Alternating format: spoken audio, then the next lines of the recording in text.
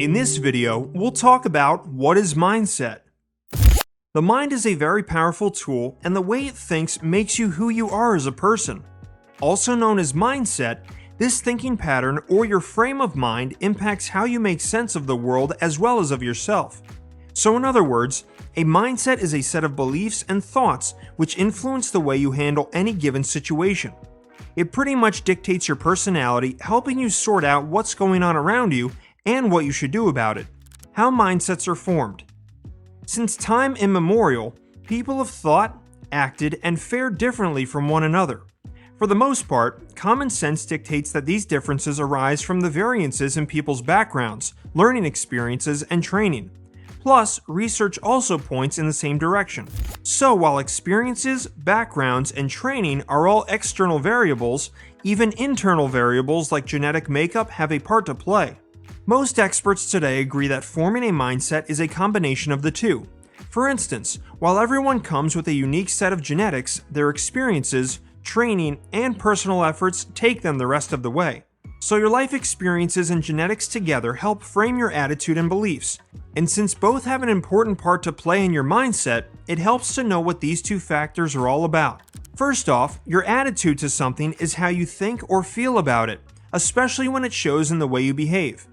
Your attitude can have different components, such as an emotional component, or how something or someone makes you feel. Then there is the cognitive component, which is how or what you think about the subject. This is finally followed by the behavioral component, which shows how you behave when confronted by the subject. Then there are your beliefs, which are merely feelings of certainty about something. Beliefs are based on ideas, and when at a specific point, these ideas start to feel certain. They turn into beliefs.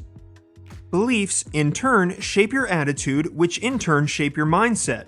Attitudes and beliefs then give rise to habits which are a direct reflection of your mindset. Perhaps the most common and well-known example of a mindset is seeing the glass as half empty or half full. Types of mindsets. There are different types of mindsets that can either help you unleash your best or contain your potential. There could be a long list of these, but here are a few which have been backed by research. Here's a quick glance at the following. Abundance mindset versus scarcity mindset. The way you view abundance or scarcity in different aspects of life greatly influences your success in life. For instance, imagine that two people are walking down the street. They are talking to each other, laughing, joking, and all the while breathing in and breathing out. Now, do you think that one of the two might worry that there may not be enough oxygen for the both of them? Likely not, since air is abundant. Now place the same two people scuba diving where one's tank starts to malfunction. That person signals the need for oxygen, and suddenly the air around them becomes a precious commodity. This scarcity could easily make the two worry with a concern that what if there isn't enough oxygen for the both of them?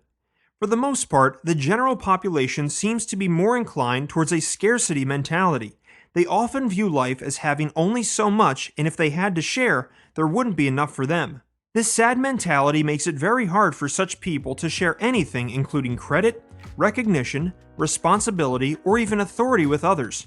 Instead, they only end up competing for available resources even when there may be an abundance of them.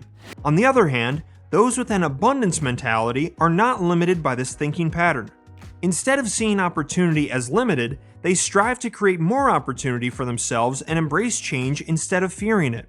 To sum up, a person with a scarcity mindset chooses negative thoughts and adopts a victim mentality. At best, their everyday focus is on all the things that may not be working. But others with an abundance mindset tend to put all their energy reserves into what is working and see endless possibilities to improve their current situation. Productive mindset versus defensive mindset. This combo basically deals with everyday performance. Many people may think that they have a productive mindset or that they are being productive, whereas they are actually just being busy. In reality, they may not be productively finishing tasks and completing projects. Think about your daily to-do list and the 10 or so things you need to get done by the end of the day. You may have spent all your day running around and doing stuff, but when it's 5 p.m. and you wrap up for the day, you realize that you only managed to tick off 3 of the 10 things you were supposed to do. You feel like you're working all the time but don't actually get much done. Does this mean that you're lazy and don't want to achieve your goals? Or perhaps it has something to do with your mindset. Having a productive mindset means that you utilize all your resources, including your time, energy, and efforts, in the best possible way. At the same time, it also means that you don't try to do everything, be everywhere, or even do it in the fastest way possible. Quite the contrary, it means making the most of what is available while enjoying the process. Those with a productive mindset seek out valid knowledge that is testable and use their reasoning to make informed choices. As such, these people find a way and spend more time finding solutions to better performance instead of finding problems and getting stuck.